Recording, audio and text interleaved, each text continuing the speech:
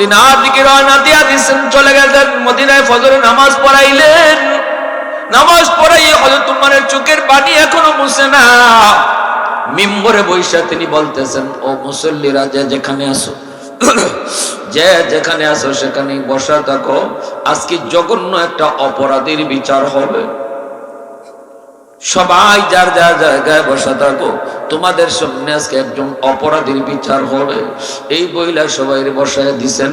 সবাই তো মনে মনে ভাবতেছে, না জানি আজকে রাত্রে ছদ্মবেশে বের হইয়া কোথায় ওমর কি জানি দেখছে, বিচারটা জানি কার হয় কি জানি তিনি দেখছেন। এই অবস্থায় হযরত ওমর কোতোয়ালি থানার পুলিশদেরকে বললেন, দ্রুত করে তোমরা যাও, অমুক বস্তিতে যাবা, যায় দেখবা রাস্তার কিনারায় একটা বস্তি আছে, একটা ঘর আছে, ভাঙ্গা ঘর। এই ঘরের মধ্যে আছে একটা মহিলা, আর আছে 3টা এতিম বাচ্চা, শহীদের 3টা বাচ্চা। তোমরা যায় বলবা, খলিফাতুল মুসলিমিন উমর আপনারে ডাকছেন, তলব করেছেন, মদিনায় যেতে হবে, দ্রুত তারে ধরে নিয়ে আসো। যদি আসতে দেরি করে তাহলে ভয় দেখাইবা, আসতে না চাইলে ভয় দেখাইবা, কইবা বাই ফোর্স তারে যেন আসতে হয়, তারে যে কোনো মূল্যে ধরে নিয়ে আসবা। তবে সাবধান, বেয়াদবি কইরো না, বেয়াদবি কইরো না। শুধু উমরের ডর দেখায়ও বলে যাইতেই হবে, হয়তো বা উমরের ডরে আসতে চাইবে না, কিন্তু তোমরা বলবা না গেলে সমস্যা হবে। এই বইলা তিনি পুলিশ পাঠায় দিলেন। এইদিকে সাহাবায়ে কেরাম যারা ছিলেন মদিনার মসজিদে, মুসল্লিরা যারা ছিলেন, সবাই মনে মনে কয়, এই মহিলা জানি না জানি কি অন্যায় করেছে, না জানি মহিলায় কি অপরাধ করেছে, ওমরের সামনে কি জানি বিচার হয়, কি জানি বিচার হয়। পুলিশে যায় কইতেছে, আপনারে তাড়াতাড়ি যাইতে হবে মদিনায়। কেন? কয় খলিফাতুল মুসলিমিন উমর তলব করেছে। হযরত উমর ডাকছেন, তলব করেছেন, শোনা মাত্র ওই মহিলার কলিজায় পানি নেই। 3টা বাচ্চা মারে জড়ায় ধরছে, মা গো, ও মা, এখন কি হবে? কারণ ওমরের নাম শুনলে পরে বাচ্চারা কান্না থামায়া দিত। আল্লাহু আকবার বলে বাচ্চারা কান্না থামায় দিত। মায় যদি কইতো উমর আইতেছেন, সাথে সাথে বাচ্চার কান্না থেমে যেত, ঘুমায় যাইতো মদিনা শিশুরা। আল্লাহু আকবার বলে এতটা ভয় পাইতো, যেই কইছে ওমর তোমারে ডাকে, বাচ্চারা মাকে জড়ায় ধরে কান্না শুরু করছে। মা কয়, বাবা তোরা কান্দিস না, আমি তো কোনো অন্যায় করি নেই, অপরাধ করি নেই। কয়, মা গো, তাহলে কেন কেন? বড় ছেলেটায় কয়, মা মনে হয় মুসাফির আমাদেরকে খাওয়াইছে ঠিক, কিন্তু তুমি যে উমরের গলায় গামছা লাগাইবার কথা কইছো, এই কথাটা মনে হয় মুসাফিরে গিয়া উমরে কই দিছে। সুবহানাল্লাহ জোরে বলেন। আহা, মা গো, মনে হয় মুসাফিরে গিয়া উমরে জানায়া দিছে। উমর মনে হয় কেঁপে গেছেন, এখন কি করি গো মা? মা কই, বাবা ভয় পাইস না, আল্লাহ আমাদের সহায়, আমি মা যা কইছি ঠিক কইছি। আল্লাহু আকবার। উমরের সামনে মা এই কথাই কই, মোর লাগলে ফাঁসি হলে ফাঁসি হবে, কিন্তু উমরের বিরুদ্ধে আল্লাহর আদালতে আমি মামলা দিবই। আল্লাহু আকবার। উমরের বিরুদ্ধে মামলা আমি দিবই। এই বইলা তারা চলছে মদিনার দিকে। দুধের বাচ্চারা মার কুলে, আর 2 দিকে 2টা বাচ্চা মারে জড়ায় ধইরা আস্তে আস্তে হাঁটতেছি। পুলিশি পাহারায় তারা মদিনায় নিয়ে আসা হচ্ছে। খলিফাতুল মুসলিমিন আমিরুল মুমিনিন হযরত ওমর তিনি এরকম চেয়ারে বসা, মিম্বরে বসা। মদিনার মসজিদে ঢোকা মাত্রই হযরত ওমর বলতেছে, একটু মাঝখান দিয়ে রাস্তা করে দাও। মহিলা মসজিদের ভিতরে পাটা রাইখে এসে দেখতে পায় মসজিদের মিম্বরে যে মানুষটারে বসা দেখা যায়, ইনি তো খলিফা ছাড়া আর কেউ না, কিন্তু গত রাতের মুসাফিরের চেহারার সাথে মিল আছে। গত রাতের যে মুসাফির আমাকে খানা খাওয়াইলো, এই মুসাফিরই তো মনে হয় মিম্বরে। মহিলার ভয় তো আরো বেড়ে গেল। বাচ্চা, বড় বাচ্চারা তো, মা, মুসাফির যারে তিনি পরিচয় দিয়েছিল, কিন্তু মিম্বরে বসা লোকটাই তো সেই মুসাফির। তাহলে গো মা, তুমি তো সরাসরি উমর এই কথা কইছো। উনি তো উমর, উনি তো খলিফা, উনি তো আমিরুল মুমিনিন। ও মা তুমি একটু কি কইছো গো মা, এখন তো তোমারও ফাঁসি হইব, আমরাও ফাঁসি হইব। ডরায় তারা অস্থির। আমিরুল মুমিনিন হযরত ওমর কাছে যাওয়া মাত্রই মহিলা তো চিনছে, সালাম বিনিময় হয়েছে। এইবার মহিলা বলতেছে আপনি আমারে যা খুশি করেন আর যা খুশি শাস্তি দেন, যা কইছি এখনো কই, আল্লাহর সামনেও কইব।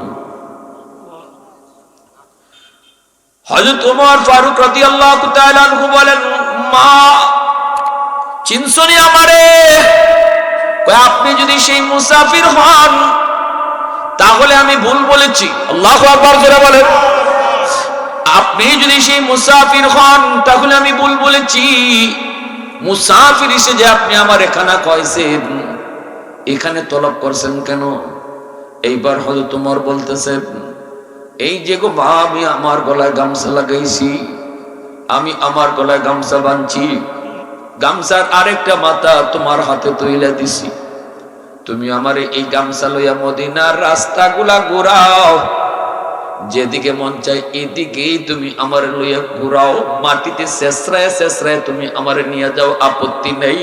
তবু কিয়ামতের ময়দানে আমার মালিকের সামনে আমারে বেইজ্জত কইরো না। কিয়ামতের ময়দানে আমার মালিকের সামনে আমারে বেইজ্জত কইরো না। লাগলে মদিনার অলিগলিতে তুমি আমারে গামছা লাগায় ঘোরাও। তখনই মহিলায় কয়, আজ আমি বুঝেছি কেন রাসূল বলেছিলেন আমার পরে যদি কেউ নবী হতো হতো সে ওমর। আওয়াজ দেয়া কও না সুবহানাল্লাহ। মুসলমানের আওয়াজে কও না আল্লাহু আকবার। আরো জোরে কও না আল্লাহু আকবার। ভাইরা বন্ধুদের জন্য বলতেছিলাম রে যুবক, যে উমর এত গরম, এই উমর জায়গা মতো অতি নরম। মদ লইয়া যায়, মদের ব্যবসায়ী কয় আল্লাহ আমারে তুমি সবের সামনে ফালাইও, কিন্তু উমরের সামনে ফালাইও না। কারণ উমরের এমন গরম মানুষ, তলোয়ার সব সময় খোলা থাকে। রাসূল কয় আমার উমরের সাথে ইবলিস থাকে না, সবার সাথে শয়তান থাকে, উমরের সাথে শয়তান থাকে না। সাহাবীরা কয় নবী গো আপনার সাথেও কি শয়তান থাকে? রাসূল কয় আমার সাথেও শয়তান থাকে, তবে আমার শয়তান কালেমা পড়ে মুসলমান হয়ে গেছে। पर सलाम दिल सदा कहता रहा तुम पर सलाम ला इलाहा इल्लल्लाह। सबाई मोहब्बत आवाज दिया ला इलाहा इल्लल्लाह ला इलाहा इल्लल्लाह ला इलाहा इल्लल्लाह।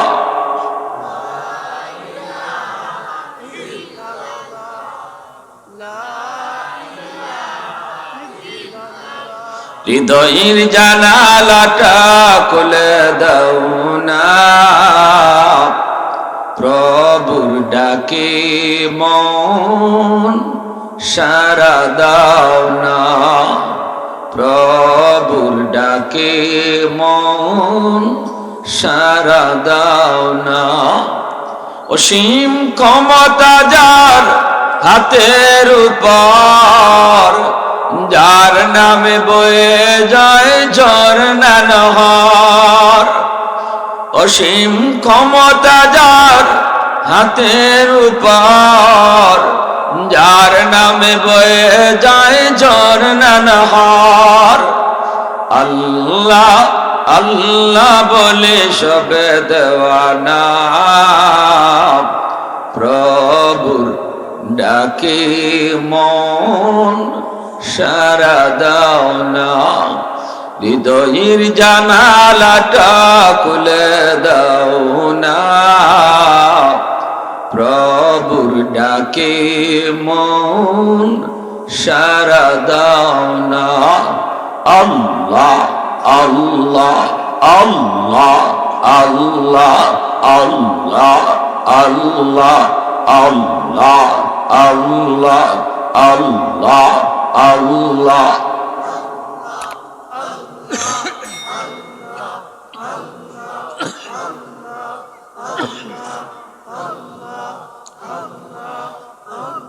আল্লাহ আল্লাহ আল্লাহ আল্লাহ আল্লাহ আল্লাহ আল্লাহ।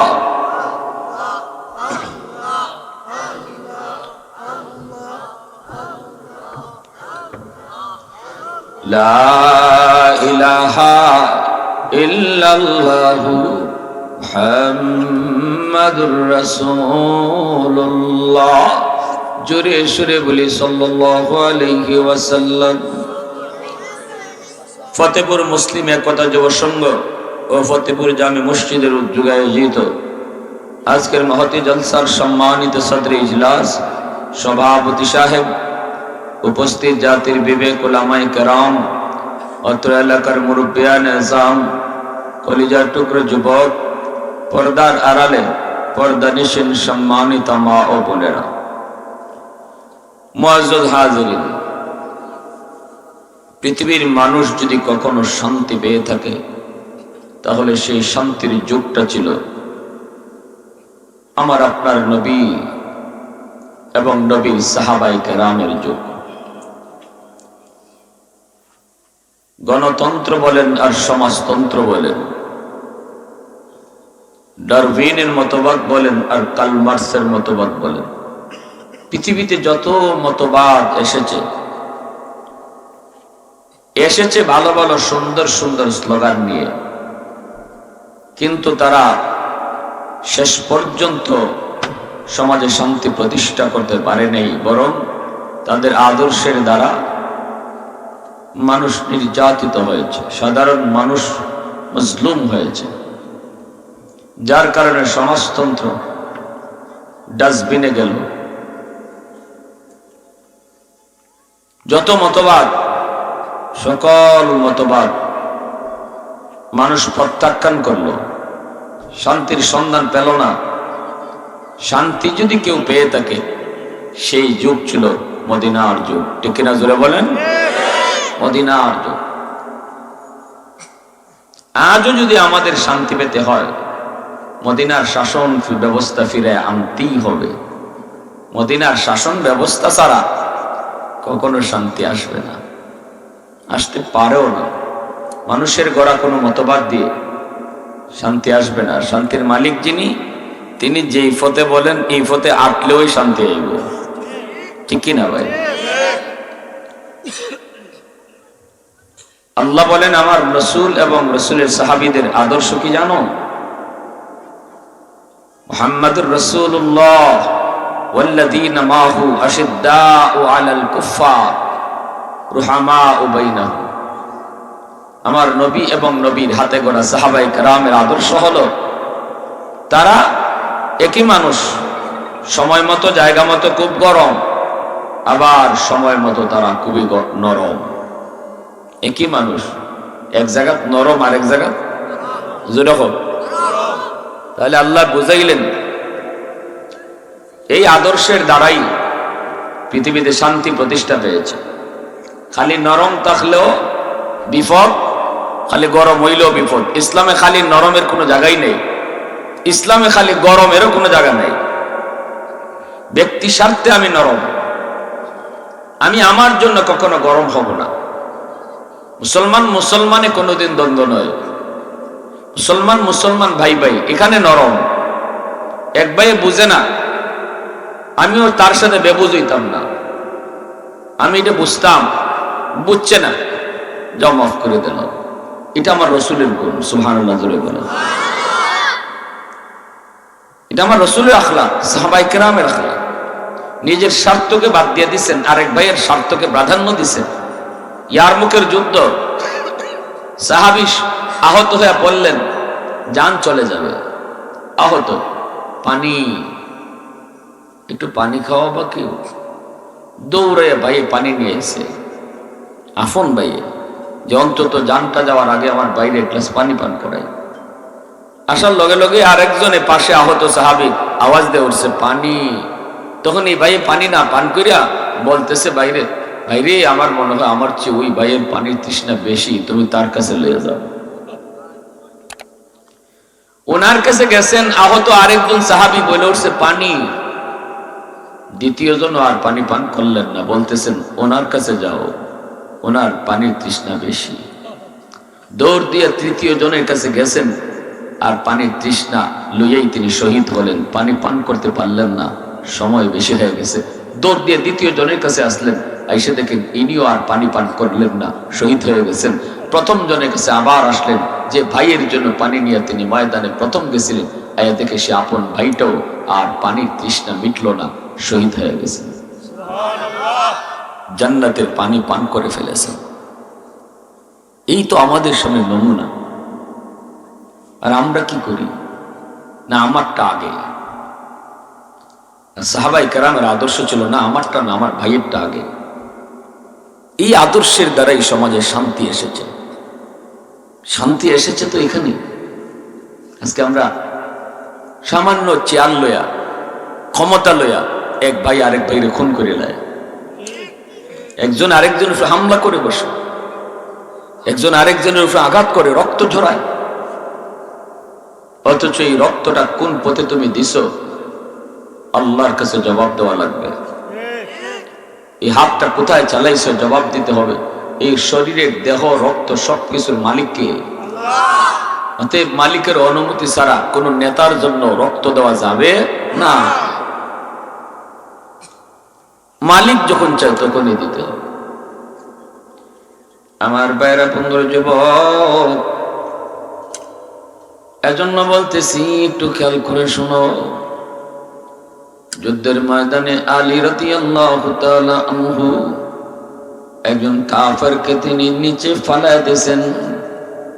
আলী হায়দার, আলী বীর বাহাদুর একজন সাহাবী।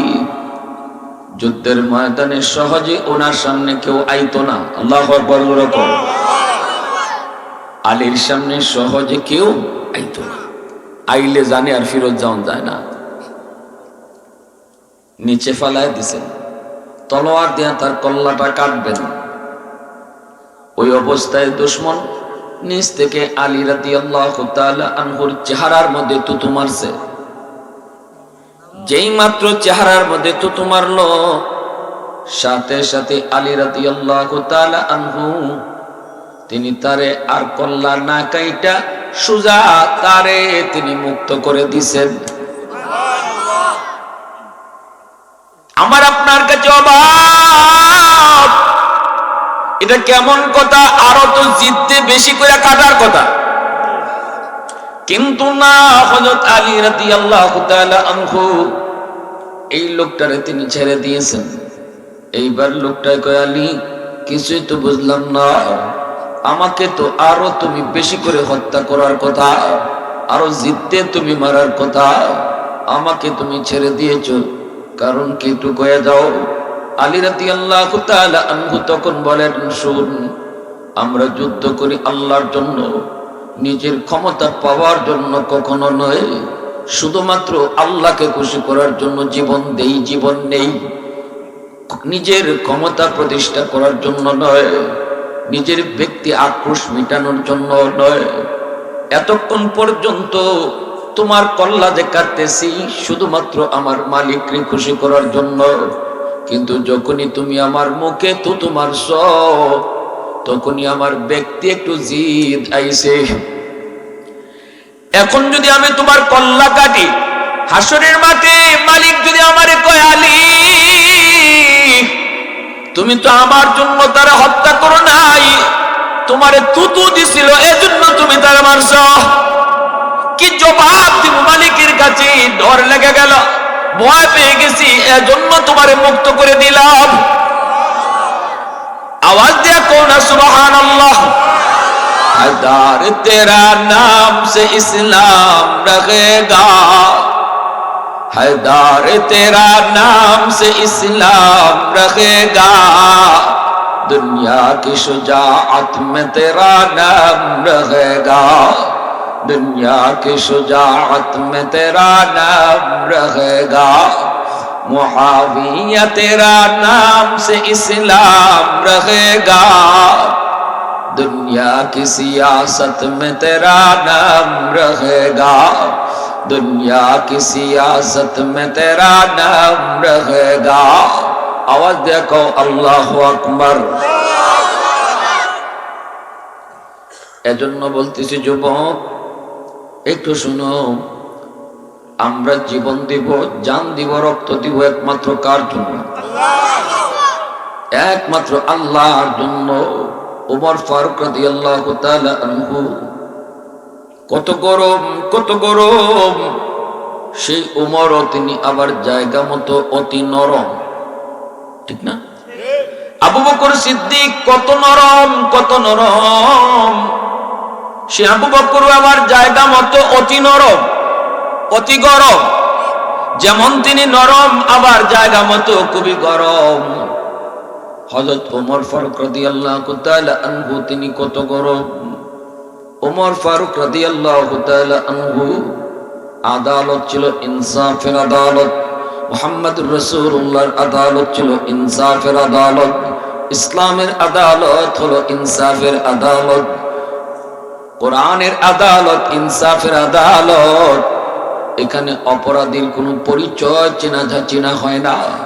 অপরাধীর শুধু একটাই পরিচয়, সে অপরাধী। চুরির একটাই শুধু পরিচয়, সে চুর। ডাকাতের একটাই শুধু পরিচয়, সে ডাকাত। খুনির একটাই শুধু পরিচয়, সে খুনি। সে কার ভাই, কার ভাতিজা, কার বাপ, কার বন্ধু, কার দুলাভাই, কার হালা, এটা ইসলাম কখনো দেখে না, ঠিক না? আর আমাদের দেশে অপরাধীর পরিচয়টাই হইল, হে মন্ত্রীর দুলাভাই।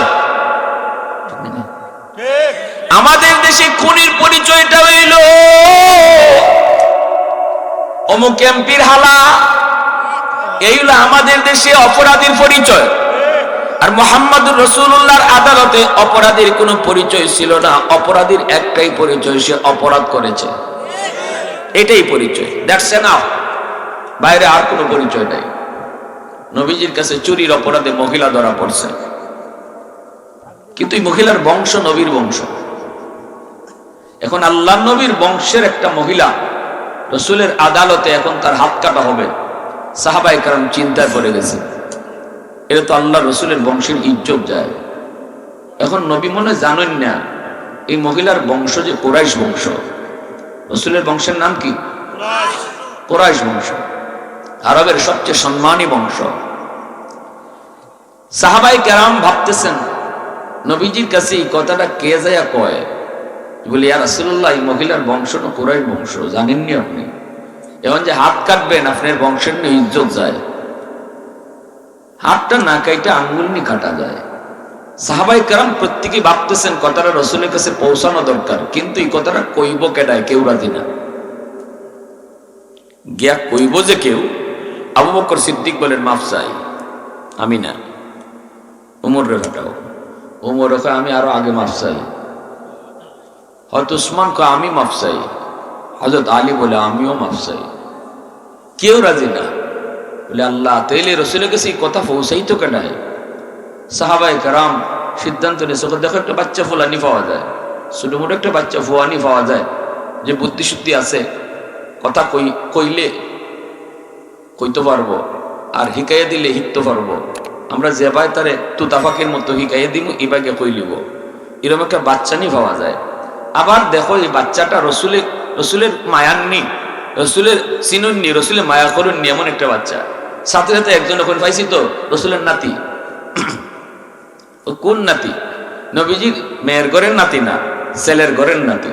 আল্লাহ নবীর একজন ফালক পুত্র আছিলেন, যায়েদ ইবনে হারেসা রাদিয়াল্লাহু তাআলা আনহু। ওই যায়েদ ইবনে হারেসা রাদিয়াল্লাহু তাআলা আনহুর ছেলে উসামা, 10 বছর বয়স, রসুলের খুব মায়া করুন। দাদার নাতির মাঝে সম্পর্ক মধুর। নাতি দাদার গাঢ় উঠলেও দাদা রাগ করে না, ঠিক না? নি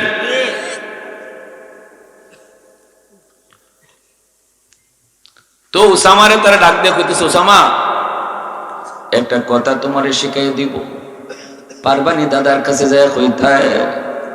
কোন কথা? কই এই কথা যায় কইবা দাদা, মহিলাটার বংশ হলো আপনার বংশ, কুরাইশ বংশ, ইজ্জত যায় যদি হাত কাটেন, আঙ্গুলটা কাটলে ওই নিগো দাদা। উসামা কয় তোমরা কেউ কেউ নে, আমি ছোট মানুষ। আবু বকর ওসমান আলী কয় উসামা আমরা ডর করে। উসামা কথা আমার ডর করে নানি।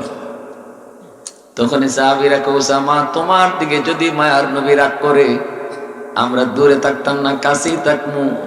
দৌড় দিয়া যায় কইমু ইয়া রাসূলুল্লাহ, ছোট মানুষ কিতা কইছে বুঝছে না, মাফ করে দিলে। ফাটাই বহেরা ওই আবার বেশ আলিশও করবো হেরা।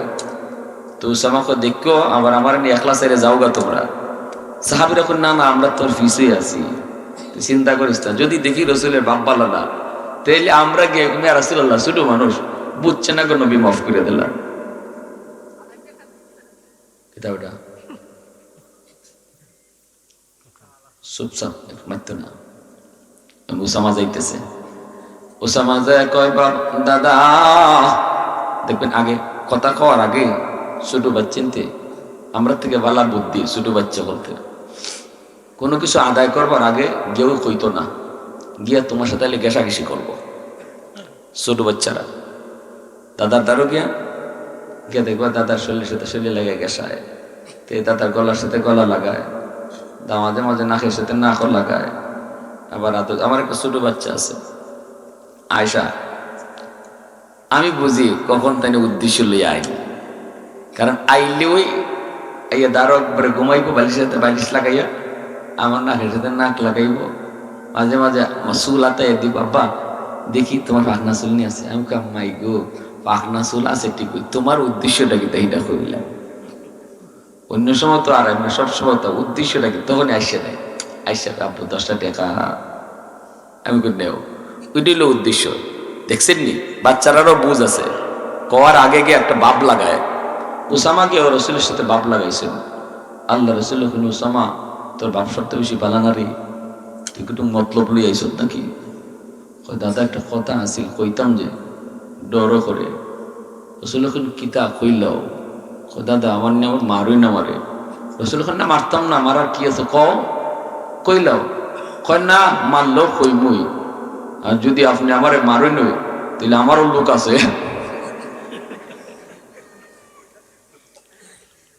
আমারও লোক আছে। আল্লাহ রসুল এখন কোন কথা কও? বলে দাদা আপনি জানেননি যে মহিলাটা চুরির অপরাধে আপনার কাছে আজকে ধরা, এই মহিলার বংশ কিন্তু আপনার বংশ কুরাইশ বংশ। দাদা গো হাতটা কাটলে আপনার বংশের ইজ্জত যায়, আঙ্গুলটা কাটলে বিচার হয়, বংশের ইজ্জত রক্ষা হয়। এটা নিকরণ যায়, হালকা নিকরণ যায় বিচারটা। যেই মাত্র উসামা এই কথা কইছে মায়ার নবীর চেহারা লাল হয়ে গেছে গুসায়। আল্লাহ নবী বসে আছিলেন, দাঁড়ায় গেছেন।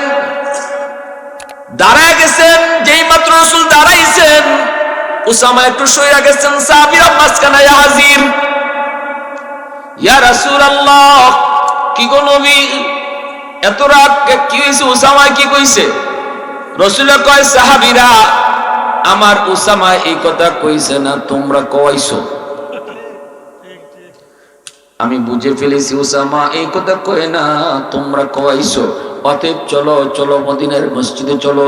রসুল মিম্বরে বসে এমন এক গরম ভাষণ দিলেন।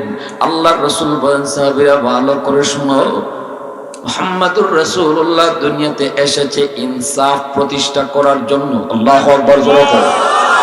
দুনিয়াতে ইনসাফ প্রতিষ্ঠা করার জন্য নবী দুনিয়া এসেছে। অতএব নবীর সাথে বেইনসাফের প্রস্তাব তোমরা কেমন করে দিয়েছো? ইসলামী আদালতে অপরাধের পরিচয় কোনো গোষ্ঠী দেয়া হয় না।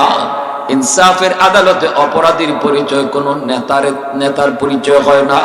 অপরাধীর পরিচয় বাপের পরিচয় হয় না।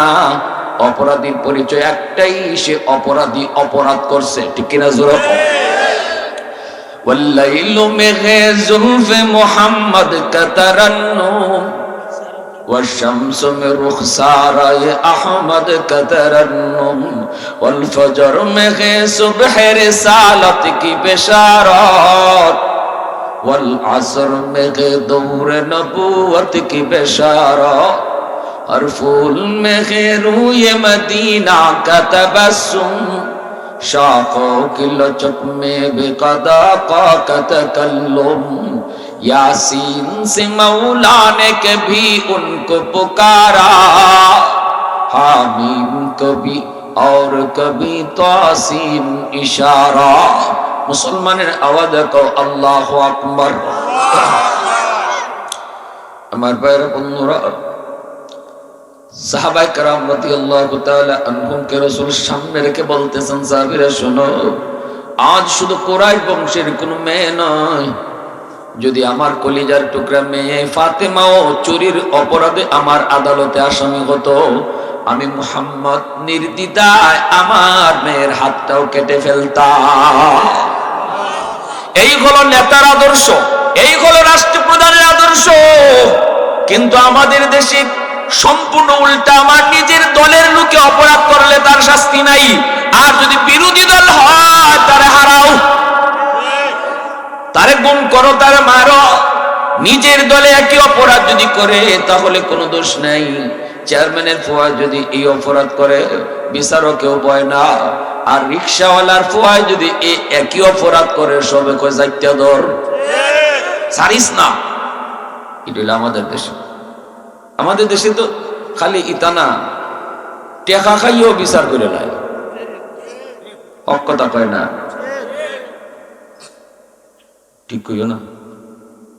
সব জায়গা দিলে নাও থাকতে পারে, আপনাদের এলাকার কথা কইছি না, আমার এলাকাতে আছে।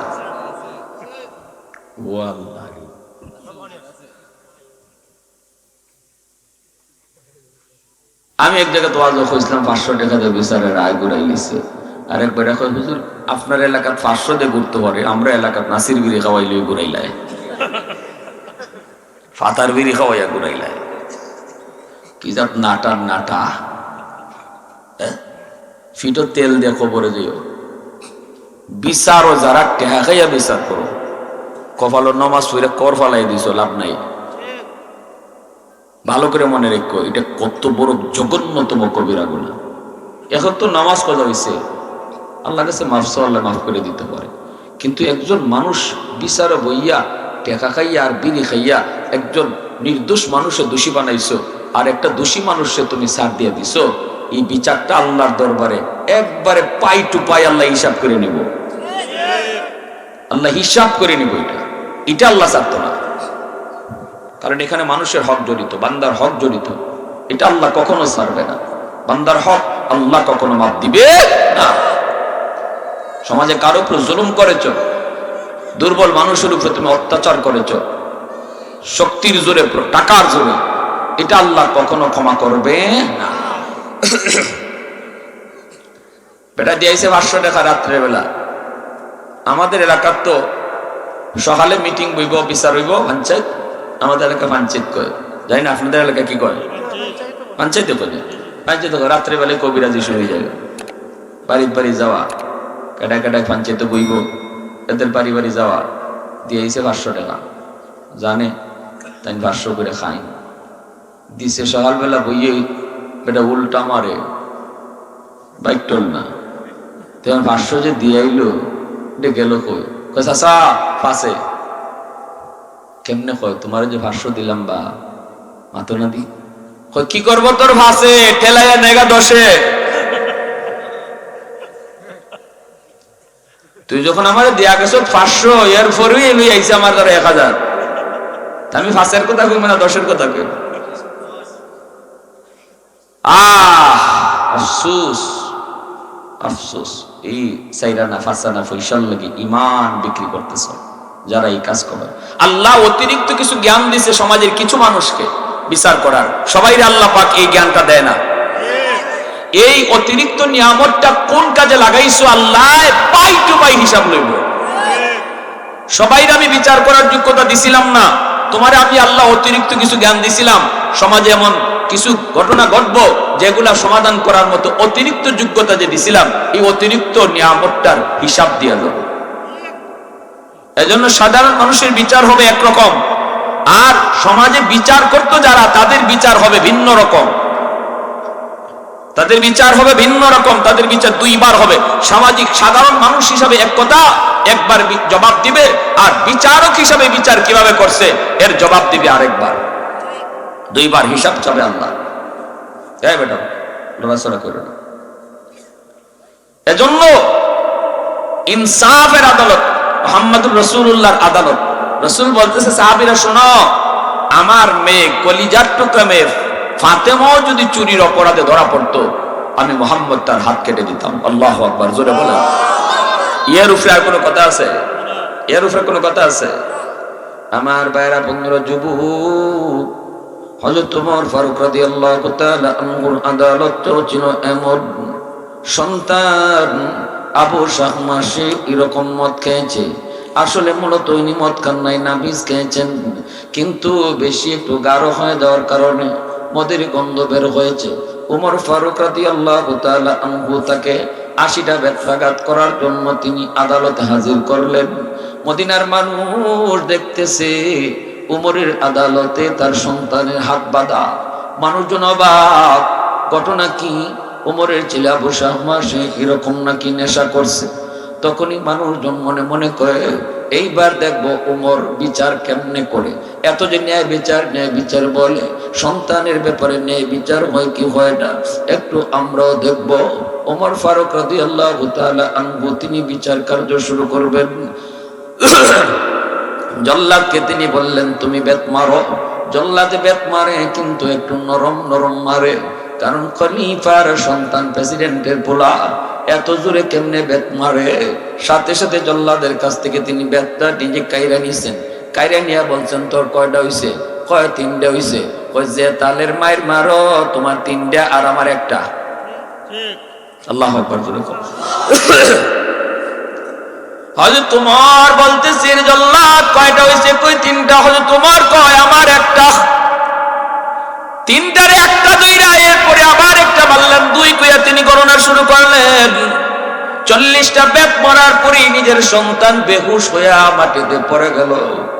বারবার শুধু বলতেছে, আব্বা মাফ করেন, জীবনে আর কোনোদিন এই অন্যায় করব না, জীবনে কোনোদিন অপরাধ করব না। বিবি সাহেব আয়েশা পড়ে গেছে উপরে, স্বামী গো, ও স্বামী, তুমি একটু অনুমতি দিবানি, সন্তানটারে তুমি ছেড়ে দাও, সন্তানটা মরে যাবে, বিনিময়ে আমি তোমাকে 100টা উট দিব, আল্লাহর রাস্তায় তুমি কোরবানি দিয়ে দিও। তোমার বিবিকে ধাক্কা দিয়ে সরাই দিছে, বিবি কিন্তু নিজের সন্তানের ব্যাপারে কি বিচার করছো? জবাব দিব কি? আল্লাহু আকবার, আওয়াজ দিয়ে কও না আল্লাহু আকবার। বাইরা বন্ধুরা, 70টা বেত মারার পরে ছেলে মরে গেল। এই ছেলের কবর দিলেন হযরত ওমর, নিজের হাতে কবর দিলেন। 10টা বেত এখনো বাকি। এই 10টা বেত কবরের উপরে তিনি দিতেছেন, কাঁদতেছেন আর বলেন, মালিক, কিয়ামতের ময়দানে তুমি কথা কইও না ওমর, তুমি তো 80টা বেত ফুরাইছো না। ও মালিক, দেখো কবরের উপরে বাকি 10টা দিয়ে 80টা ফুরাইছি। কি যা ভয় আছিল আল্লাহ পাকের প্রতি। এজন্য হযরত ওমর বলতেন, আজকে আমার গায়ে যে রাজত্বের ক্ষমতায় পড়ছে, আমি আল্লাহর কাছে দোয়া করি, এই জোয়াল যেন এই বোঝা যেন আমার বংশে আর কারো কাঁধে না পড়ে, আমার সন্তানের কাঁধে যেন এই বোঝা না পড়ে। এজন্যই ভাইরা, আব্দুল্লাহ ইবনে উমর রাদিয়াল্লাহু তাআলা আনহু তিনি যোগ্য ছিলেন। মদিনার মধ্যে আওয়াজ উঠছিল, উমরের পরেই আব্দুল্লাহ ইবনে উমর তিনি খলিফা হবেন। 100 যোগ্য ছিলেন তিনি খলিফা হওয়ার। আওয়াজটা উমরের কানে আসা মাত্রই মদিনার সাহাবীদেরকে ওমর ডাইকা কয়, সাবধান, যদি তোমরা আমাকে আল্লাহর আদালতে বাঁচাইতে চাও, যদি আমার প্রতি বিন্দু পরিমাণ তোমাদের মায়া থাকে, মহব্বত থাকে, তাহলে আমি ওসিয়ত করে গেলাম, এই রাষ্ট্রীয় ক্ষমতার ভার যেন আমার বংশে আর কারো কাঁধে না পড়ে। আমি ভয়ে অস্থির, কিভাবে মালিকের দরবারে আমি বিচার দিব, কিভাবে মালিকের দরবারে আমি আমার হিসাব দিব। আমি তো এই ব্যাপারে অস্থির। এজন্যই তো খলিফা হযরত ওমর রাতের অন্ধকারে তিনি বের হয়ে যেতেন জনগণের হালত দেখার জন্য।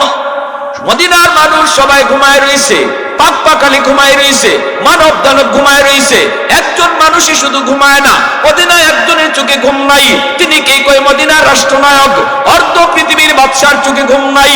ছদ্মবেশে তিনি বের হয়ে গেছেন, মদিনার শহর থেকে তিনি বের হয়েছেন, যাইতেছেন মদিনা পার হওয়ার পরে দেখলেন একটা বস্তি, ওই বস্তি দিয়ে তিনি যান।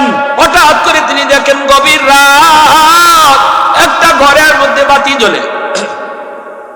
ওমর চিন্তায় পড়ে গেলেন, এই ঘরে এত রাতে বাতি কেন? মনে হয় কোনো খারাপ লোকের আড্ডা বসেছে। হ্যাঁ, মনে হয় কোনো খারাপ লোকের আড্ডা বসেছে। হযরত ওমর আস্তে আস্তে কাছে যান, যায় তিনি দরজার কাছে কান লাগায় শুনেন একজন মহিলা তিনটা বাচ্চা লয়া, বাচ্চাগুলা কাঁদতেছে আর বলতেছে, মা গো, ও মা, আজকে 3 দিন হয়ে যায় কিছুই তুমি খাওয়াইছো না, কোনো খানা নাই, শুধুমাত্র তুমি খাও, চুলায় খানা রান্না হইতেছে, এই বুঝ দিয়ে আমাদেরকে ঘুম পাড়া দাও। কিন্তু মা গো, আজকে আর পারতেছি না গো মা। ও মা, যার বের হয়ে যাবে, কিছু না কিছু খানা আমাদেরকে দাও। তখন চুলার মধ্যে আগুন জ্বলতেছে, পাতিল বসায় রাখছে গরম পানি জাল দিতেছে, মায় কিছুই নেই পাতিলের ভিতরে। কিন্তু সন্তানকে মায় বুঝ দিয়ে কই, বাবা আর একটু সময় ঘুমাও, কিছুক্ষণের ভিতরেই খানা পাক হয়ে যাবে। মূলত এই পাতিলের মধ্যে কিছুই নাই। মাটাও কাঁদতেছে। এই অবস্থায় বাচ্চাটা কান্না করে করে মার পায়ের পাশে ঘুমায় গেল। ওই অবস্থায় হযরত ওমর দরজার বাহির থেকে নিজের পরিচয় না দিয়া তিনি ডাক দিয়া কয়, মা, এত রাতে তোমার বাসায় কান্নাকাটি কেন? চুলায় আগুন জ্বলে কেন কও? তখনই মহিলা কয়, আপনি কে? হযরত ওমর বলেন, আমি একজন মুসাফির। নিজের পরিচয় তিনি দিলেন না। মহিলা কয়, মুসাফির, তুমি তোমার পথে চলে যাও, আমার দুঃখ তোমাকে শোনায় লাভ নাই। আমি কাউরে আমার দুঃখ শোনাইতে চাই না, তবে আমার দুঃখের কথা আমার আল্লাহ জানে। কিয়ামতের মাঠে আমি মদিনার শাসক, মদিনার খলিফা উমরের গলায় গামছা লাগাইমু। যেই মাত্র কইছে উমরের গলায় গামছা লাগাইমু, উমরের পশমগুলা খাড়াই গেল। দাঁড়ানো থেকে উমর বসে পড়েছেন। এইবার বলেন, মা গো, কি হয়েছে একটু কও না। আমার স্বামী জিহাদের ময়দানে শহীদ হয়েছেন, 3টা এতিম বাচ্চা আমার কাছে। আজ 3 দিন হয়ে যায়, আমার ঘরে কিছু নাই, আটাও নাই, রুটিও নাই, একটা খেজুরও নাই। আমি 3টা এতিম বাচ্চারে কেমনে বুঝ দিব? আমি একজন নারী, কোথায় গেলে কি কাম করব আর কি রুজি করব? বাচ্চাগুলো ছোট, ওরা কামের উপযুক্ত হয় নাই। এখন আমি কেমন করে বাচ্চাগুলার পালবো? আজকে 3 দিন আমি শুধু চুলায় আগুন জ্বালায় বাচ্চাদের যখনই ভোগায় তখনই ওই যে মায়ের আনতেছি, একটু ঘুমাও, ঘুম থেকে উঠলে পরে মায় খানা দিব। এই বুঝ দিয়ে আমি 3 দিন পর্যন্ত রাখছি। এখন তো বাচ্চাগুলা আবারও কানতে কানতে ঘুমায় গেছি। মদিনার খলিফা উমর তিনি আমার খবর কেন নিল না? ইনি খলিফা হয়েছে কি এজন্য? আমি তো আমার রসুলের জবানে শুনেছি, খলিফা যে হয় সে জাতির খাদেম হয়, সাইয়্যিদুল কওমি খাদিমুহা। সে তো জনগণের হালত দেখার কথা, জনগণের অবস্থা দেখার কথা। কেন ইনি খবর নিল না? একজন শহীদের 3টা বাচ্চার খবর তিনি কেন নিল না? এজন্য আমি আল্লাহর দরবারে, আল্লাহর সামনে উমরের গলায় গামছা লাগাইব। কথাটা শোনা মাত্রই হযরত ওমর চোখে পানি চাইরা বলতেছে, মা গো, তুমিও তো খলিফার খবরটা একটু জানাইতে পারতা। খলিফা তো ব্যস্ত মানুষ, হয়তো বা সব জায়গায় খবর নিতে পারে না, তুমিও তো জানাইতে পারো তোমার খবরটা। মহিলায় কয়, তুমি তো মনে হয় আমার নবীর হাদিস জানো না। হযরত ওমর রে কয়, সুবহানাল্লাহ, মুসাফির, তুমি আমার নবীর হাদিস জানো না। আমার রসুল তো এই কথা কয় নাই, জনগণ প্রেসিডেন্টে তার খবর জানাই তো। রসুল কইছে, খলিফা যে হয়, প্রধানমন্ত্রী যে হয়, রাষ্ট্রপ্রধান হয়, রাষ্ট্রপ্রধানের দায়িত্ব হইল জনগণের খবর লওয়া, জনগণের খবর দেওয়া। এটা রসুলে কয় নাই। সুবহানাল্লাহ জোরে বলেন।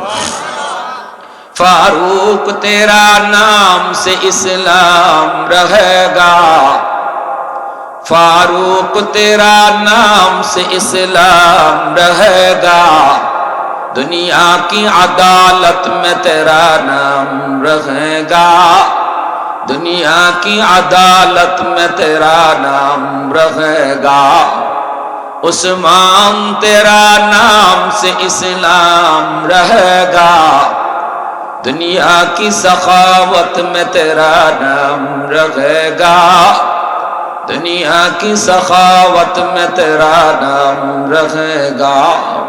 आवाज देखो अल्लाहु अकबर। एमने एमनी किंतु रसूल कहे नहीं अस्हाबी कन्नुजूम बिअय्यिहिम इक्तदाइतुम इहतदाइतुम। रसूल एमনি এমনি কয় নাই আমার এক একজন সাহাবী আকাশের নক্ষত্র স্বরূপ, একজন সাহাবীরে তোমরা যদি ফলো করো তোমরা জান্নাতের রাস্তা পেয়ে যাইবা। সুবহানাল্লাহ। আমার একজন সাহাবীরও যদি তোমরা ফলো করো জান্নাতের রাস্তা পেয়ে যাবা। এরা আকাশের নক্ষত্র, নক্ষত্র একটারে দেইখা যেমন নাবিক তার পথ খুঁজে পায়, সাগরের বুকে নাবিক নক্ষত্র দেইখা যেমন পথ খুঁজে পায়, আমার একজন সাহাবীরও যদি তুমি ফলো করো জান্নাতের পথ তোমরা পেয়ে যাবা। সুবহানাল্লাহ আলহামদুলিল্লাহ। কষ্ট হইতেছে যুবক? একটু মন দিয়ে শোনো, একটু মন দিয়ে শোনো। তুমি নিজের আগে চিনো, নিজের একটু চিনো। তুমি কলেজে পড়ো, ভার্সিটিতে পড়ো, স্কুলে পড়ো।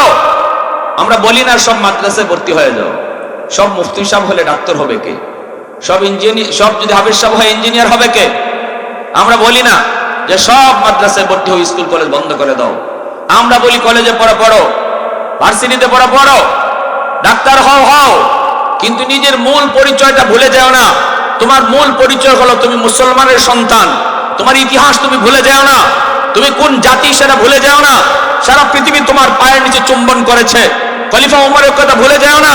নিজের পরিচয় কখনো ভুলে যায় না। মূল যে ধরে রাখে সব জায়গায় আল্লাহ তার ইজ্জত বাড়ায়, আর মূল যে হারায় সে পথহারা হয়ে যায়। মূল ধরে রেখেছে ভার্সিটিতে পড়াও শহীদ উসমান হাদি, যার কারণে আল্লাহ পাক ভার্সিটিতে পড়াও শহীদ উসমান হাদির নাম আল্লাহ পাক তামাম দুনিয়া জুড়ে উজালা করে দিয়েছে। আজকে শহীদ উসমান হাদি চলে গেছে, কিন্তু আমি তো মনে করি যায় নাই, সে মানুষের হৃদয়ে বসে আছে। ভাইয়ের জন্য ভাই এত কাঁদে না, শহীদ উসমান হাদির জন্য যেভাবে মানুষ আজও কাঁদে, কবরের পাশে রাত নাই দিন নাই কাঁদে। কারণ কি? শহীদ উসমান হাদি ভার্সিটিতে পড়ছে ঠিক, কিন্তু মূল পরিচয় কখনো ভুলে নাই। সে মূল হারা হয় নাই, সর্বদা সে তার মুসলমানি ধরে রাখছে। নরমের জায়গায় নরম ছিল, গরমের জায়গায় গরম ছিল। এটা আমার নবীর আখলাক, সাহাবীদের আখলাক। ময়লা পানি তার উপরে ফালায়, কয় আরো ফালাও, হাসি মুখে কয়। আবার এই মানুষটাই যখন ইসলামের বিরুদ্ধে কথা হয় তখন সে আগুনের চেয়ে বেশি গরম হয়ে যায়। দেশের বিরুদ্ধে কথা হলে আগুনের চেয়ে বেশি গরম হয়ে যায়। এটা ইসলামের শিক্ষা। এজন্য বলি নিজের পরিচয় আগে জানো, নিজের আগে চিনো, নিজের চিনো আগে, তারপরে তো নিজের পেশ করবো। আমরা তো নিজে চিনি না, যার কারণে ইহুদিদের খেলনার পাত্র হয়ে গেছি, নাসারাদের খেলনার পাত্র হয়ে গেছি, আমেরিকার ফুটবল হয়ে গেছি। একবার লাথি দেয় এদিক থেকে ওইদিকে, ওইদিকে লাথি দেয় আবার এদিকে। এই মুসলমানের হালত, কারণ মুসলমান নিজের পরিচয় ভুলে গেছে। ঠিক কিনা ভাই? ভাইরা বন্ধুরা, জন্য হলো তোমার আর দেরি করলাম না, দৌড় শুরু করলেন। কাঁদতেছেন আর দৌড়তেছেন, কাঁদতেছেন আর দৌড়তেছেন। মদিনার পথে তিনি চলে আসলেন। বাইতুল মালের কাছে আইসা ডাক দিয়া কয়, ম্যানেজার, তোমরা কে কোথায় আছো? তাড়াতাড়ি করে বাইতুল মালের চাবিটা দাও, তাড়াতাড়ি করে বাইতুল মালের চাবি দিয়া তোমরা বাইতুল মাল খোলো। খাদেম আসলাম দৌড় দিয়ে আইসা বাইতুল মালের তালা খুললো। হযরত ওমর ভিতরে ঢুকলেন। ভিতরে ঢুকে তিনি আটার বস্তা টানাটানি শুরু করছেন আর কাঁদতেছেন, হাউমাউ করে কাঁদতেছেন। ও মালিক, তোমার সামনে আমি গামছা গলায় হাজিরা দেওয়া সম্ভব না। মালিক, তোমার সামনে আমি গামছা গলায় কেমনে দিমু? এত বেইজ্জত ওমর কেমনে হবে? সাথে সাথে তিনি বস্তা মাথায় তুলতে চান। খাদেমে ডাক দেয়া কয়, আমিরুল মুমিনিন, একটু কন্যা কি হইছি? আমার কাঁধে আপনি বস্তাটা দেন, কোথায় নিয়ে যাইতে হবে কোন? হযরত ওমর কাঁদে আর কয়, আসলাম রে, এ আসলাম তোর কাঁধে না, আমি উমরের কাঁধের তুই বস্তাটা উঠায় দে। তোর কাঁধে যদি বস্তা উঠায় দেই তাহলে হাসরের মাঠে উমরের গলায় গামছা লাগবো। যদি উমরের গলায় গামছা লাগানো থেকে বাঁচাতে চাও তাহলে আটার বস্তা উমরের কাঁধে উঠায় দাও। ওই বস্তির দিকে তিনি দৌড় শুরু করলেন। আর আসলামকে বললেন, আসলাম ঘরে যদি কিছু থাকে নগদ কিছু খাবার, তাহলে তাড়াতাড়ি লই আমার পিছনে আয়। আসলাম রুটি আর কিছু গোশত পায়া পিছনে দৌড়। রাত গভীর, মদিনার সব মানুষ ঘুমন্ত, পাকপাকালি পর্যন্ত ঘুমন্ত, ঘুম নাই অর্ধ পৃথিবীর বাদশা। আল্লাহু আকবার, জোরে বলো। অর্ধ পৃথিবীর বাদশার চোখে ঘুম নাই, তিনি পাগলের মতো কান্দে আর দৌড়ে, পাগলের মতো কান্দে আর দৌড়ে ওই দরজার সামনে যায়। তিনি দরজাটা খুলতে বলছেন, মহিলাটা দরজা খুললে পরে তিনি ভিতরে ঢুকে বলতেছেন, মা গো আমি মুসাফির, আপনার জন্য কিছু খানার ব্যবস্থা করেছি। এই যে রুটি আর গোশত, এই রুটি আর গোশতগুলি খাওয়ান। চুলার মধ্যে ওমর নিজে আগুন জ্বালাইতেছে, ধোঁয়াগুলা উঠতেছে, চোখে মুখে পানি, চোখে মুখে ধোঁয়া লাগতেছে। ওমরের চোখ দিয়ে পানি দর দর করে দাঁড়িয়ে বেয়ে বেয়ে পড়তেছে। বলতেছে, মালিক এরপরও আমার গলায় গামছা লাগানো থেকে ওমর বাঁচবো কিনা জানি না। এইভাবে তিনি কাঁদতেছেন আর চুলায় আগুন জ্বালাইতেছেন। এরপরে তিনি রুটি আর গোশতটা দিয়ে বলতেছেন, মা গো এই যে এখানে এক বস্তা আটা আছে, এই যে এখানে এক বস্তা আটা আছে, এখানে কিছু গোশত আছে, আবার নগদ কিছু রুটিও আছে। এই রুটিটা এখন এই মুহূর্তে আপনার বাচ্চাদেরকে খাওয়ান। কইয়েই হলো তোমার, তিনি বাহিরে চলে আসলেন। মহিলা বাচ্চাদেরকে রুটিগুলা নিয়ে খাওয়াইতেছে। তিনটা বাচ্চা এত খুশি, বাচ্চাগুলা হাসে আর বলতেছে, মা গো ও মা, মুসাফির তো মনে হয় মানুষ না, মুসাফির মনে হয় আল্লাহর পক্ষ থেকে ফেরেশতা। মা, মুসাফির মনে হয় আল্লাহর পক্ষ থেকে ফেরেশতা। হযরত উমর তিনি বাকিরে আয়েশা কথাটা শুনলেন। আর বাচ্চাগুলোর মা খাওয়াইতেছে, মা কয়, হ বাবা, মনে হয় আল্লাহ আমাদের ডাক শুনছে, আল্লাহ পাক হয়তো কোন ফেরেশতার মাধ্যমে পাঠায় দিচ্ছে। এইভাবে তিনি চলতেছেন। আসলাম কই, আমিরুল মুমিনিন আর কান্দেন না, কান্দেন না, কান্দেন না, চলেন আমরা মদিনায় যাই। কিছুক্ষণ পরেই তো ফজরে আজান হয়ে যাবে। মদিনার মসজিদে আপনার ইমামতি করণ লাগবো। মদিনার খলিফা, তিনি মদিনার মসজিদের ইমাম, ইমামতি করণ লাগবো আপনার ফজরের নামাজের। দেরি করেন না, চলেন মদিনায় যাই। হযরত ওমর বলতেছে, আসলাম একটু সময় এখানে দাঁড়াবে। এই জায়গায় দাঁড়ায় দাঁড়ায় আমি শহীদের তিনটা বাচ্চার কান্না শুনেছি। এখন আমার মন চায় এখানে দাঁড়ায় দাঁড়ায় আমি শহীদের তিনটা বাচ্চার আবার হাসির আওয়াজটা শুনতাম, আনন্দের আওয়াজটা আমি শুনতাম। যেই মাত্র তিনটা বাচ্চা খাইতেছে আর আনন্দ করতেছে, হযরত ওমর আল্লাহর কুদরতি কদমে সিজদায় পড়ে কান্দে। মদিনার দিকে রওনা দিয়া দিয়েছেন, চলে গেলেন মদিনায়। ফজরের নামাজ পড়াইলেন। নামাজ পড়াই হযরত ওমরের চোখের পানি এখনো মুছে না। মিম্বরে বৈশা তিনি বলতেছেন, ও মুসল্লিরা, যে যেখানে আসো, যে যেখানে আসো সেখানেই বসা থাকো। আজকে জঘন্য একটা অপরাধীর বিচার হবে। সবাই যার যার জায়গায় বসা থাকো, তোমাদের সামনে আজকে একজন অপরাধীর বিচার হবে। এই বইলা সবাই বসায় দিছেন। সবাই তো মনে মনে ভাবতেছে, না জানি আজকে রাত্রে ছদ্মবেশে বের হইয়া কোথায় ওমর কি জানি দেখছে, বিচারটা জানি কার হয়, কি জানি তিনি দেখছেন। এই অবস্থায় হযরত ওমর কোতোয়ালি থানার পুলিশদেরকে বললেন, দ্রুত করে তোমরা যাও, অমুক বস্তিতে যাবা, যায় দেখবা রাস্তার কিনারায় একটা বস্তি আছে, একটা ঘর আছে, ভাঙ্গা ঘর। এই ঘরের মধ্যে আছে একটা মহিলা, আর আছে তিনটা এতিম বাচ্চা, শহীদের তিনটা বাচ্চা। তোমরা যায় বলবা, খলিফাতুল মুসলিমিন উমর আপনারে ডাকছেন, তলব করেছেন, মদিনায় যেতে হবে, দ্রুত তারে ধরে নিয়ে আসো। যদি আসতে দেরি করে তাহলে ভয় দেখাইবা, আসতে না চাইলে ভয় দেখাইবা, কইবা বাই ফোর্স তারে যেন আসতে হয়, তারে যে কোনো মূল্যে ধরে নিয়ে আসবা। তবে সাবধান, বেয়াদবি কইরো না, বেয়াদবি কইরো না। শুধু উমরের ডর দেখাইও বলে যাইতেই হবে, হয়তো বা উমরের ডরে আসতে চাইবে না, কিন্তু তোমরা বলবা না গেলে সমস্যা হবে। এই বইলা তিনি পুলিশ পাঠায় দিলেন। এইদিকে সাহাবায়ে কেরাম যারা ছিলেন মদিনার মসজিদে, মুসল্লিরা যারা ছিলেন, সবাই মনে মনে কয় এই মহিলা জানি না জানি কি অন্যায় করেছে, না জানি মহিলায় কি অপরাধ করেছে, ওমরের সামনে কি জানি বিচার হয়, কি জানি বিচার হয়। পুলিশে যায় কইতেছে আপনারে তাড়াতাড়ি যাইতে হবে মদিনায়। কেন? কয় খলিফাতুল মুসলিমিন ওমর তলব করেছে। হযরত ওমর ডাকছেন, তলব করেছেন, শোনা মাত্র ওই মহিলার কলিজায় পানি নেই। তিনটা বাচ্চা মারে জড়ায় ধরছে। মা গো, ও মা, এখন কি হবে? কারণ ওমরের নাম শুনলে পরে বাচ্চারা কান্না থামায় দিত। আল্লাহু আকবার জোরে বল। বাচ্চারা কান্না থামায় দিত। মায়ে যদি কইতো ওমর আইতেছেন, সাথে সাথে বাচ্চার কান্না থেমে যেত, ঘুমায় যাইতো মদিনা শিশুরা। আল্লাহু আকবার জোরে বল। এতটা ভয় পাইতো, যেই কইছে ওমর তোমারে ডাকে, বাচ্চারা মাকে জড়ায় ধরে কান্না শুরু করছে। মা কয় বাবা তোরা কান্দিস না, আমি তো কোনো অন্যায় করি নেই, অপরাধ করি নেই। কই মা গো তাহলে কেন কেন? বড় ছেলেটাই কয় মা মনে হয় মুসাফির আমাদেরকে খাওয়াইছে ঠিক, কিন্তু তুমি যে উমরের গলায় গামছা লাগাইবার কথা কইছো, এই কথাটা মনে হয় মুসাফিরে গিয়া উমরে কই দিছে। সুবহানাল্লাহ জোরে বলেন। আহা, মা গো মনে হয় মুসাফিরে গিয়া উমরে জানাইয়া দিছে। উমর মনে হয় কেঁপে গেছেন। এখন কি করি গো মা? মায়ের কই বাবা ভয় পাইস না, আল্লাহ আমাদের সহায়, আমি মা যা কইছি ঠিক কইছি। আল্লাহু আকবার জোরে বল। উমরের সামনে মা এই কথাই কই, মোর লাগলে ফাঁসি হলে ফাঁসি হবে, কিন্তু উমরের বিরুদ্ধে আল্লাহর আদালতে আমি মামলা দিবই। আল্লাহু আকবার জোরে বল। উমরের বিরুদ্ধে মামলা আমি দিবই। এই বইলা তারা চলছে মদিনার দিকে। দুধের বাচ্চারা আমার কুলে, আর দুই দিকে দুইটা বাচ্চা মারে জড়ায় দইরা আস্তে আস্তে হাঁটতেছি।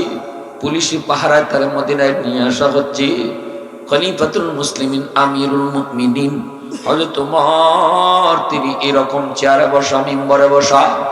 মদিনার মসজিদে ঢোকা মাত্রই হযরত ওমর বলতেছে একটু মাঝখান দিয়ে রাস্তা করে দাও। মহিলা মসজিদের ভিতরে পাটা রাইখে সে দেখতে পায় মসজিদের মিম্বরে যে মানুষটারে বসা দেখা যায়, ইনি তো খলিফা ছাড়া আর কেউ না, কিন্তু গত রাতের মুসাফিরের চেহারার সাথে মিল আছে। গত রাতের যে মুসাফির আমাকে খানা খাওয়াইলো, এই মুসাফির তো মনে হয় মিম্বরে। মহিলার ভয় তো আরো বেড়ে গেল। বাচ্চা বড় বাচ্চারা কম, মা মুসাফির যারে তিনি পরিচয় দিয়েছিল, কিন্তু মিম্বরে বসা লোকটাই তো সেই মুসাফির। তাহলে গো মা তুমি তো সরাসরি উমর রে এই কথা কইছো।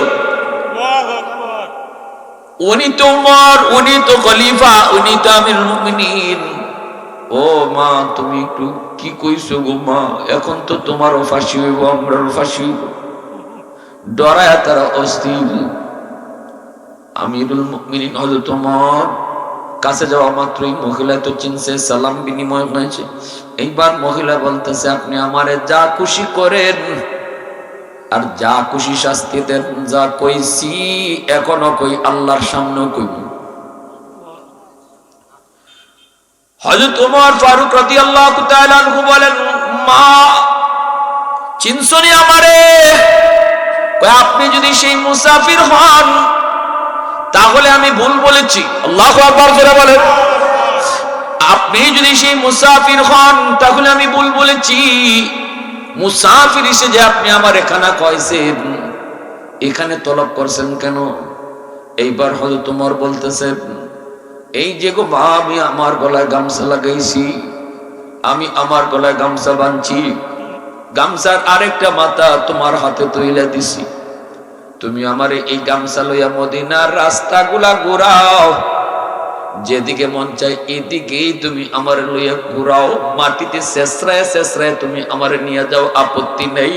তবু কিয়ামতের ময়দানে আমার মালিকের সামনে আমারে বেইজ্জত কইরো না। কিয়ামতের ময়দানে আমার মালিকের সামনে আমার বেইজ্জত কইরো না, লাগলে মদিনার অলিগলিতে তুমি আমার গামছা লাগায় ঘোরাও। তখনই মহিলায় কয়, আজ আমি বুঝেছি কেন রসুল বলেছিলেন আমার পরে যদি কেউ নবী হতো হতো সে উমর। আওয়াজ দেয়া কও না সুবহানাল্লাহ। মুসলমানের আওয়াজে কও না আল্লাহু আকবার। আরো জোরে কও না আল্লাহু আকবার। ভাইরা বন্ধুদের জন্য বলতেছিলাম রে যুবক, যে উমর এত গরম, এই উমর জায়গা মতো অতি নরম। মদ লইয়া যায়, মদের ব্যবসায়ী কয় আল্লাহ আমারে তুমি সবের সামনে ফালাইও, কিন্তু উমরের সামনে ফালাইও না। কারণ উমরের এমন গরম মানুষ, তলোয়ার সব সময় খোলা থাকে। রসুল কয় আমার উমরের সাথে ইবলিস থাকে না, সবার সাথে শয়তান থাকে, উমরের সাথে শয়তান থাকে না। সাহাবীরা কয় নবী গো আপনার সাথেও কি শয়তান থাকে? রসুল কয় আমার সাথেও শয়তান থাকে, তবে আমার শয়তান কালেমা পড়ে মুসলমান হয়ে গেছে, আর আমার উমরের লগে শয়তান থাকেই না। উমর যদি এই রাস্তায় আয়, শয়তান আরেক রাস্তায় যায়। এজন্য উমরে এত ভয় পায় ইবলিসে। ওই মানুষটা মদ লইয়া যায় আর কই মালিক সবার সামনে আমারে ফালাইও, কিন্তু উমরের সামনে ফালাইও না। কিন্তু বাংলা একটা প্রবাদ আছে, যেখানে বাঘের ভয় এখানেই রাইত হয়। হঠাৎ করে দেখে হযরত ওমর এদিকে আসতেছেন। এইবার লোকটা কয় মালিক, ও মালিক তোমারে কইলাম কি আর তুমি করলাই কি?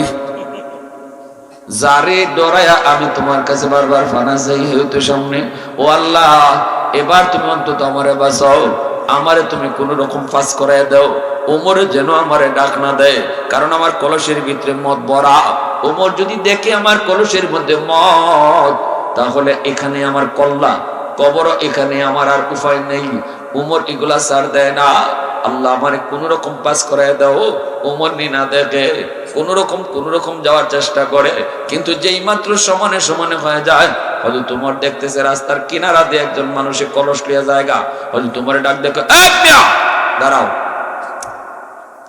এর কলজাত পানি আসেনি, হ্যাঁ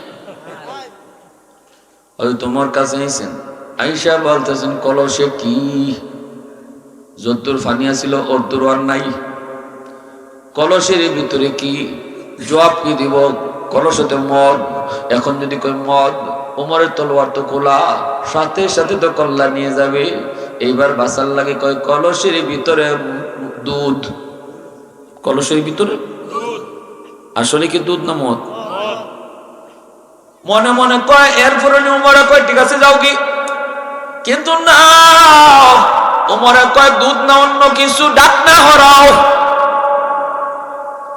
এখন তো কঞ্জে হুকাই গেছে, যেই মাত্র কইছে ডাক না হরাও, এইবার যখন হাত বাড়াইছে ডাক না হরানোর জন্য, তখন হাতটা কাঁপতেছে, বডিটাও কাঁপতেছে, আর ভিতরে ভিতরে কলিমা ফরিলিছে, কলিমা ফরিলিছে।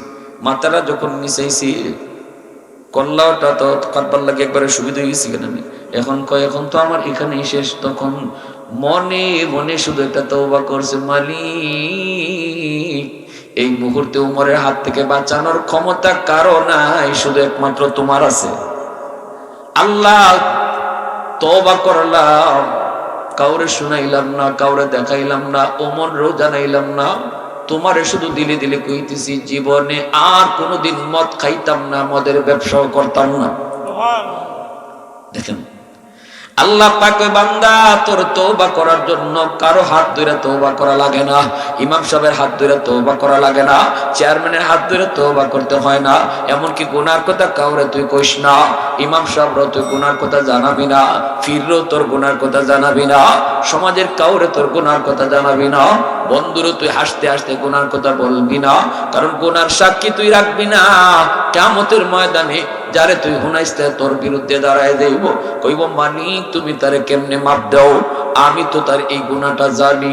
তখন আল্লাহ কইব বান্দারে আমি তোর গুনাহটা গোপন করতে পারলাম, আমি তোর গুনাহটা ঢাইকা রাখছি, দুনিয়া কেউরে জানাইছি না, কিন্তু তুই তোর গুনাহটা গোপন রাখতে পারলি না। কেন তুই সাক্ষী বানাইছিলি? এজন্য তওবা করার জন্য কার হাত ধরা লাগে না, দিলি শুধু তওবা করবা। আর আল্লাহ পাক কয় ইল্লা মান তাবা ওয়া আমানা ওয়া আমিলা আমালান সালিহা ফাউলাইকা ইউবাদদিলুল্লাহু সাইয়্যাতিহিম হাসানাত। আল্লাহ কয় বান্দা তুই যখন দিলে তওবা করবি, তখন আমি আল্লাহ তোর বড় খুশি হইয়া তোর পিছনে গুনাহ যা ছিল শুধু মাফ করি তা না, গুনাহ যেই পরিমাণ আছিল এই পরিমাণ গুনাহরে আমি নেকি বানায়া দিই। গুনাহ যদি তোমার হয় পাহাড় পরিমাণ, তওবার পরে হয়ে যায় নেকি পাহাড় পরিমাণ, হয় তোমার সাগর পরিমাণ, তওবার পরে নেকি হয়ে যায় সাগর পরিমাণ। এজন্য তওবাকারী তওবার লগে লগে আল্লাহর ওলির দফতরে নাম ওঠায়, তওবাকারী তওবার লগে লগে আল্লাহর ওলি হয়ে যায়।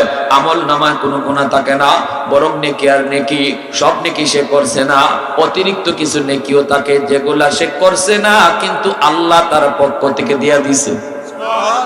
ওই যে গুনাহটা মাফ করার পরে আমল নামার এই গ্যাপ থাকে, এই গ্যাপটারে আল্লাহ গ্যাপ রাখে না, ওই গ্যাপটারে আল্লাহ তার নিজের পক্ষ থেকে নেকি দিয়ে ভরপুর করে দেয়। এমন তওবা করছে, এমন আল্লাহ তার দিলের কথা শুনে ফেলছে।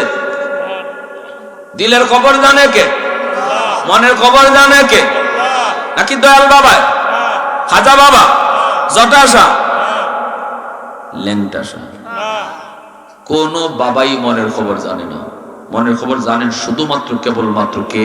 আল্লাহ। সন্তান চাইমু কার কাছে? আল্লাহ। নাকি শাহজালাল দরগা গিয়া? আমি একদিন দরগা মাহফিল করে যাওয়ার পথে দেখি রাত 8-2টা বাজে গেলাম, গিয়ে দেখি কুমিল্লা থেকে এক বাস আইছে, বাসে বেটা বেটি সবই আছে। এক বেটি নামে গিয়া দরগার ওয়ালের মাঝে ফ্যাট বসায়। তা আমি সাথে যে বেটাই নাইছে জিগাইলাম কিতা করে, কয় বাচ্চা লয়। নাউজুবিল্লাহ কইতা না, বাচ্চা দেওয়ার মালিক দরগা না আল্লাহ? মাতে না বাবা, আরো জোরে নাউজুবিল্লাহ। কেউ যদি এরকম দরগা যায় বাচ্চা লইবার নিয়তে, বাচ্চা ফাইবার নিয়তে, তাহলে ইমান লইয়া আয় না তুই আয়? জোরে কও। ওই যে আক্রোশী আছে একটা গরু লইয়া যায়, আছে না? আমি জিগাইলাম ঢাকা একদিন, খেনে যাও? কয় ধনী ওন যায়, বাবার দরবারও গেলে ধনী বানা কেনা। যে লোকে ধনী হইবার নিয়তে আক্রোশী যাইব, গরুর সাথে ইমানও দিয়ায়। খালি গরু দিয়ায় না তো, গরুর লগে জোরে কও, গরুর লগে ইমানও দিয়ায়। আল্লাহ পাক তার দিলের খবর জেনে ফেলছেন, এইবার আল্লাহ তার তওবা কবুল করে ফেলেছেন। হাতটা যখন বাড়াইছে কলসের ঢাকনাটা সরানোর জন্য, সে তো কাঁদতেছে, সে তো হাত কাঁপতেছে। হযরত ওমর বলেন এত হাত কাঁপে কেন? কিরে তুই খাফস কেন? দুধ নি না অন্য কিছু? যখন ঢাকনাটা সরাইছি আর সে মনে মনে কলিমা ফুরিলিছে, তখনই হযরত ওমর ছায়া দেখেন, সেও ছায়া দেখে কলস ভরা মদ। আল্লাহ পাক কলস ভরা দুধ বানায় দিছে। প্রশংসা করব কার? আর একটু জোরে কও না কার? আলহামদুলিমান কদ্দারা খাইরাম ওয়া কাবালা, আলহামদুলিমান কদ্দারা খাইরাম ওয়া কাবালা, ওয়া শুকরু লিমান সাওয়ারা হুসনাম ওয়া জামালা, ফরদুন সামাদুন আন সিফাতিন খালকি বারিউন, রব্বুন আযালিয়ুন খালাকাল খালকা কামালা, লা জিদ্দা ওয়ালা নিদ্দা ওয়ালা হাদ্দা লিমাওলা, আল আনা কামা কানা ওয়া লাম ইয়ালকা যাওয়ালা। আবার কও আল্লাহু আকবার। তাহলে এত গরম সাহাবী হযরত ওমর সময় মতো নরম হইছেননি। আবার আবু বকর সিদ্দিক এত নরম, জায়গা মতো গরম। ইহুদিরে মারছেন চর, এমন জোরে চর মারছেন আঙ্গুলের দাগ পড়ে গেছে গিয়া। ইহুদি কয় ওমর আমার, আবু বকর আমার মারছো কেন? তোমারে না মুহাম্মদ কয় নরম, তুমি দি অত গরম এটা জানি না। তাহলে তো আবু বকর এখন তুই আমারে গালি দিছ, জবাব দেই নাই। আমার বাপ তুলে গালি দিছ, জবাব দিছি না। তুই আমার রসুলকে কেন গালি দিলি? আমার রসুলকে যদি তুই গালি দেস, তখন নরম যদি নরম থাকে তার ইমানই থাকতো না। আল্লাহ রসুলের সামনে ব্যঙ্গ করব, রসুলের খতম নবুয়তের চেয়ার লয়ে যাইব গা কাদিয়ানি, আর আপনি কইবেন তাকদো, ইতাহুন্না লাভ নাই। ইমান থাকবো? হাসরে মাঠে রসুলের সামনে সুপারিশ করে আশা করতে পারবেন? রসুল চিনবেনই না। এই জন্য উলামায়ে কেরাম যখন আপনাদেরকে ময়দানে ডাকবে কাদিয়ানি বিরোধী আন্দোলনে, নবীর খতম নবুয়তের আন্দোলনে, তখন প্রত্যেকটা মুসলমান ইমানি দায়িত্ব নিয়ে রাজপথে থাকতে হবে, নাইলে রসুলের সামনে পরিচয় দিতে পারবেন না। এমনি আমি মোহাম্মদের কাছে বিচার দিব, আবু বকর সিদ্দিক যা আইসা এখন মোহাম্মদ তোমার আবু বকর আমারে মারছে। রসুল মারছে? কই দেখো। আল্লাহ রসুল সাহেব দেখুন আঙ্গুলের দাগ। রসুল কই ভুল কইতাছ, তুমি মনে চিনছ না, ইজাত কাম আমার ওমরে করে, এটা আবু বকর না, মনে হয় চিনতে ভুল করছো। আমার আবু বকর তো নরম। ইহুদিকে আপনার নরম জনে গরম হয়েছে। আমি আবু বকরের চিনি না, আমি উমরের চিনি না, চিনি দুইজন লই, আপনার নরম জনই গরম হয়েছে। রসুল এখন আমার আবু বকর তো এমনি এমনি গরম হয় না, কেনে গরম হয়েছে? জানি না, জিগাই। আল্লাহ রসুল সিদ্দিক আকবরকে ডাকছেন, আবু বকর তুমি মারছো? বলি জি ইয়া রাসূলুল্লাহ। আল্লাহ রসুল ইন্না লিল্লাহ। আবু বকর তুমি কাম করছো? আমি তো ভাবছি এটা উমরের কাম, উমরে এটা কইরা অভ্যাস আছে, কিন্তু তুমি যেটা করছো এটা তো আমি ভাবছি না। কেনে? বলি ইয়া রাসূলুল্লাহ আমারে গালি দিছে জবাব দেই নাই, আমার বাপ তুলে গালি দিছে জবাব দেই না, কিন্তু যেই মাত্র আমার মায়ার নবীরে গালি দিছে তখন বই দিছি। শক্তি যদ্দুর আসিল অদ্দুর দিয়ে বইছি। আল্লাহ রসুল কয় ঠিক কইতেছে? ইহুদি কয় জি না, মিছা কথা। কত বড় ডাকাত চিন্তা করুন। কয় আমি আপনারে গালি দেই নাই, গালি দিয়েছি আবু বকর রে, আর বেশি থেকে বেশি এর বাপরে, বাপ তুললে গালি, কিন্তু আপনারে গালি দেই নাই। আল্লাহ নবী বলতেছে আবু বকর সে তো তোমার নবীরে গালি দেয় নাই, নবীরে যেহেতু গালি দেয় নাই তখন এটা ধর্মের বিষয় না, এটা ব্যক্তিগত বিষয়। তোমার গালি দেওয়া, তোমার বাপরে গালি দেওয়া, এটা ব্যক্তিগত বিষয়।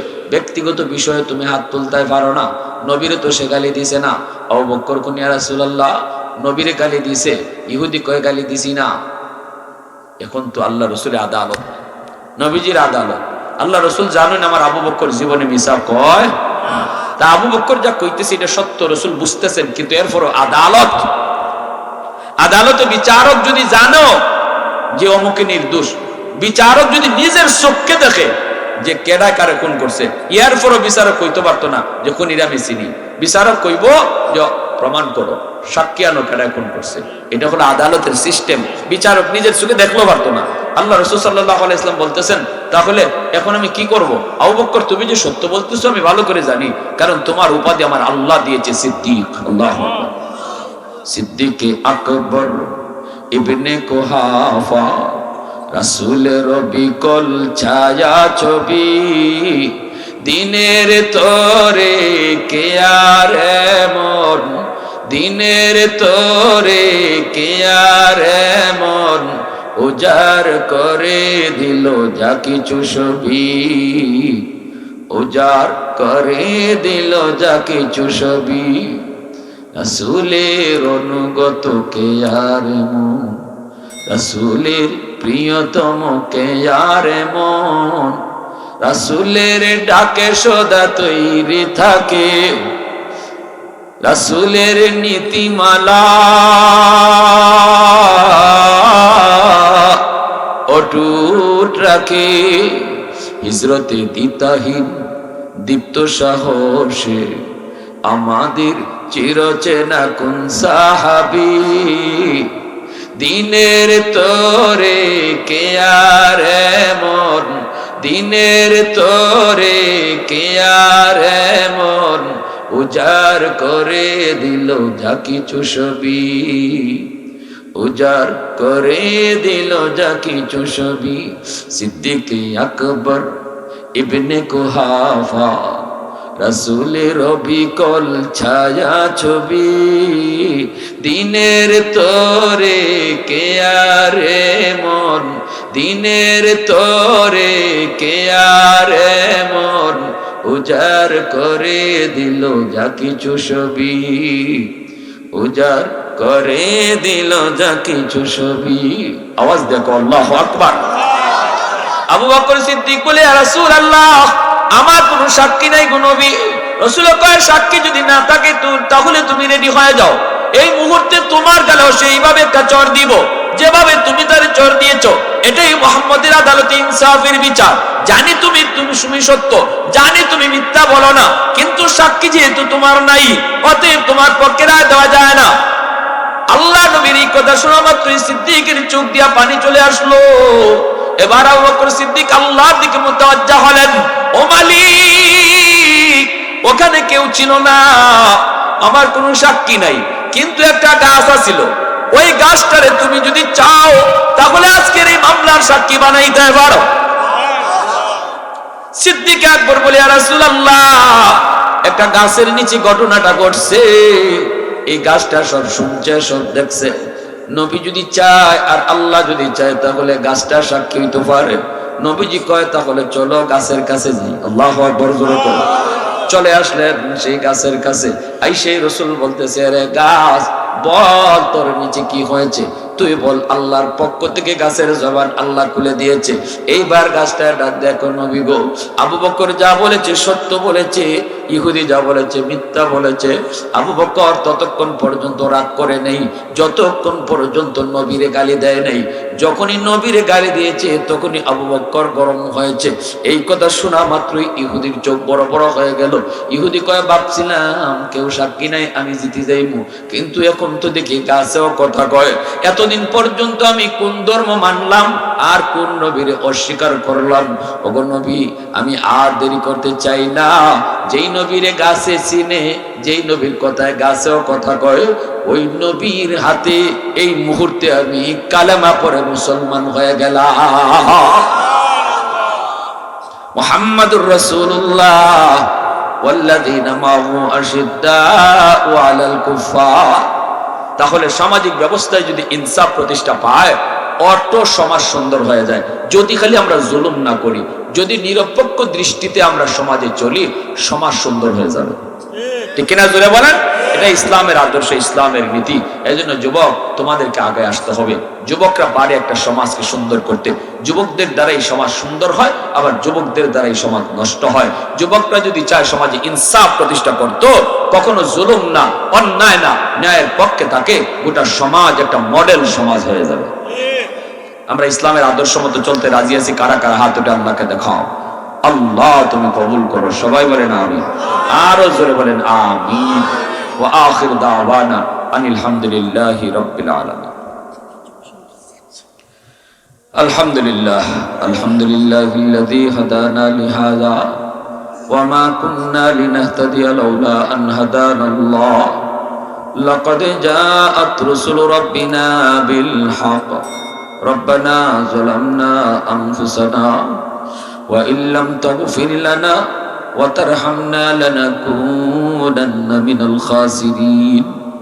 রব্বিরহামহুমা কামা রাব্বায়ানি সগীরা।